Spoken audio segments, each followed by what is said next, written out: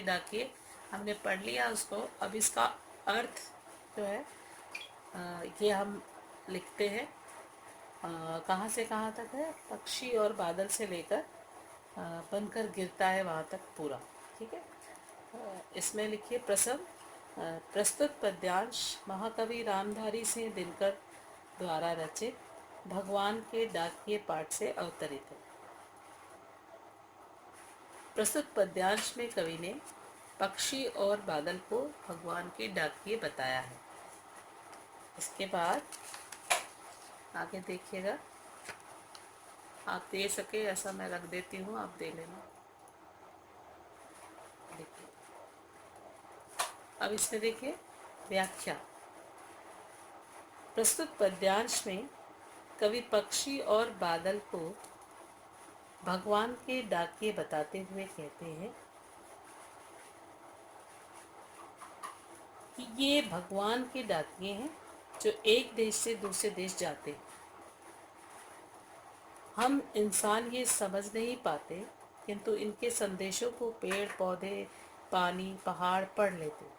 अर्थात पक्षियों को, पंछियों को और बादलों को प्रकृति समझ लेती है, जान लेती है। यहाँ पर ये समझ लेती है, जान लेती है। यहाँ पहला खत्म हो गया, जो पहला स्टेज है ये खत्म। अब नेक्स्ट का देखिए। कवि कहते हैं कि हम मनुष्य तो सिर्फ ये कल्पना करते हैं कि एक देश की धरती दूसरे देश को सुगंध भेजती है, जो पंछियों के पंखों में तैरता हुआ एक देश से दूसरे देश तक पहुंच जाता है।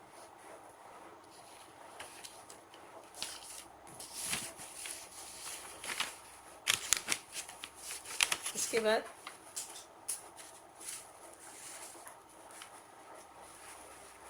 पहुंच जाता है लिखने के बाद आगे लिखेंगे।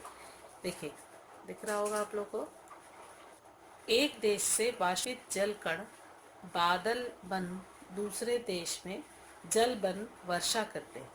अर्थात एक देश में बना बादल दूसरे देश में वर्षा कर धरती को तृप्त करते हैं। तो ये हो गया आपके भगवान के डाकिए की व्याख्या। अब इसके प्रश्नोत्तर देखिए।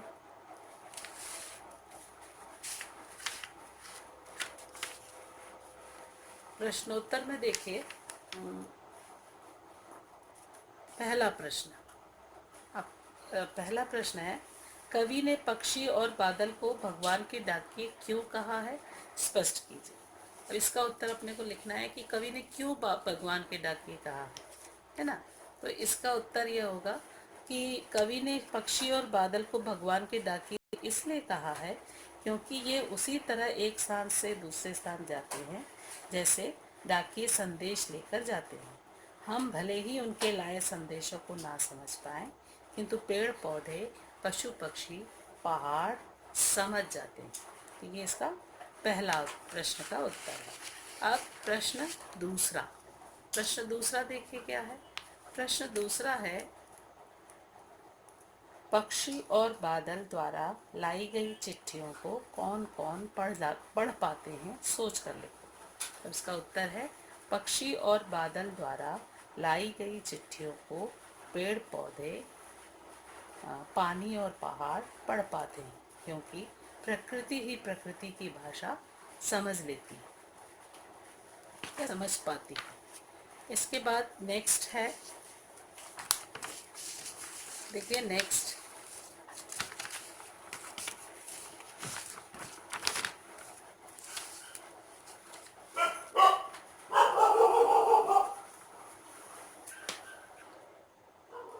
देखिए अब नेक्स्ट है, पक्षी और बादल की चिट्ठियों में पेड़ पौधे, पानी और पहाड़ क्या पढ़ पाते। एक्चुअली ये प्रश्न चौथा है।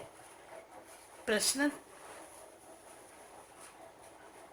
तीसरा भावार्थ लिखने का है, तो उसको तो अपन ने पहले अर्थ लिख चुके हैं, इसलिए प्रश्न तीसरा जो है आप खुद कर लेना कि उन पंक्तियों में उस अर्थ में कौन सी पंक्तियाँ आएंगी, आपको अर्थ देखकर लिख लेना। इसलिए अब प्रश्न 4, पक्षी और बादल की चिट्ठियों में पेड़ पौधों और पानी और पहाड़ क्या पढ़ पाते हैं? इसको लिखना है, पक्षी और बादल भगवान के डाकिये हैं। ये भगवान के डाकिये हैं। जैसे डाकिया संदेश को बिना भेदभाव के नियत स्थान तक पहुंचाते हैं, वैसे ही भगवान के ये डाकिये संदेश को बिना भेदभाव के पहुंचाते हैं। ये संदेश पेड़ पौधे, पानी, पहाड़ पढ़ लेते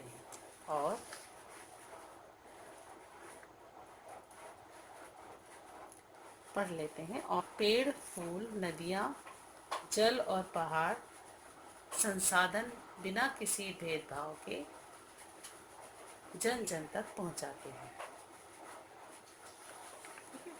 इसके बाद आखिरी प्रश्न है इसके अंतर्गत कि एक देश की धरती दूसरे देश को सुगंध भेजती है, कथन का भाव स्पष्ट कीजिए।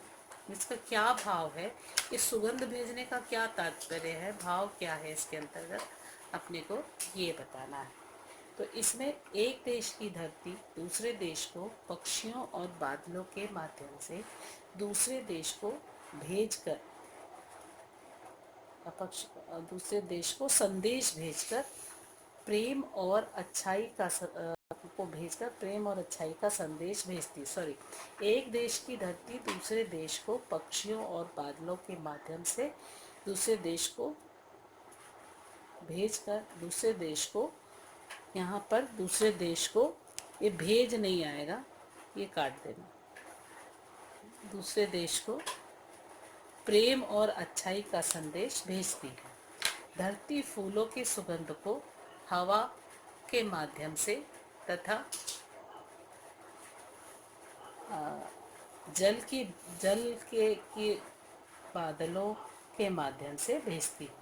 इस प्रकार पक्षी और बादल दूर दूर तक भगवान के डाकिये बन, इस प्रकार ये देखिए, और यहाँ से है, इस प्रकार